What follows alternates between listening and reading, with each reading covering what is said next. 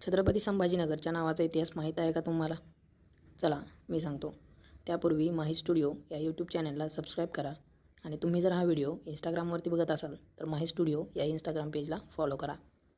छत्रपती संभाजीनगर शहराचा इतिहास सातवाहन, वाकाटक, राष्ट्रकूट राजवटींशी जोडला जातो. औरंगाबाद म्हणजे छत्रपती संभाजीनगर हे पूर्वी एक छोटंसं गाव होतं.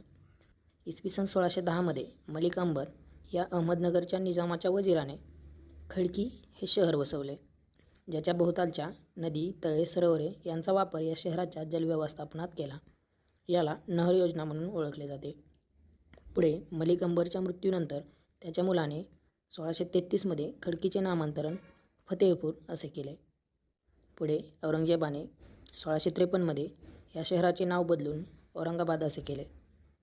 त्यानंतर महाराष्ट्र सरकारने 2022मध्ये या शहराचे छत्रपती संभाजीनगर असे नामांतरण केले.